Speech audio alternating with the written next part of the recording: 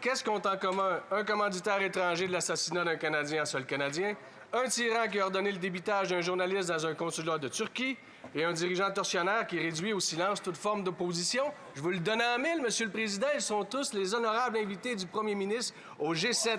Faudrait surtout pas que le respect des droits de la personne vienne se mettre dans le chemin de bonnes opportunités d'affaires. C'est ça, le nouveau gouvernement libéral. Est-ce que le premier ministre va entendre raison et annuler ces invitations indécentes sur le champ? Oh, oh! L'honorable ministre des Affaires étrangères. Monsieur le Président, le monde fait face à une crise de sécurité internationale. Nous ne devons jamais oublier que notre souveraineté, notre sécurité, notre prospérité sont liées à une stabilité mondiale générale. Le Canada croit en la coopération et le G7 est un forum essentiel, Monsieur le Président, qui permet aux leaders mondiaux d'avoir des discussions productives et franches. Monsieur le Président, la sécurité, la stabilité, la protection est nécessaire pour les Canadiens. En même temps, on doit avoir ces conversations. L'honorable député de Lac-Saint-Jean.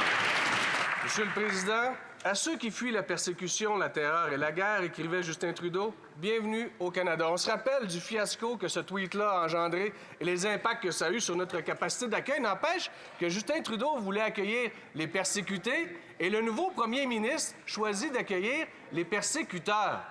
Monsieur le Président, est-ce qu'il y a des libéraux de l'autre bord qui vont parler à leur chef puis au premier ministre puis qui vont demander d'annuler les invitations à Modi, Ben Salman et Ben Zayed, ou est-ce qu'il faut comprendre que pour les libéraux maintenant, les droits de la personne, ben ça vient de sacrer le camp, Monsieur le Président? L'honorable ministre des Affaires étrangères. Monsieur le Président, comme j'ai déjà dit, le forum du G7 est un important forum pour la conversation internationale avec les leaders internationaux. En même temps, on doit avoir la sécurité, les conversations nécessaires au sujet de la protection de nos citoyens, de notre population. Ça, c'est notre priorité absolue, Monsieur le Président, et on va le faire. On va protéger notre population toujours.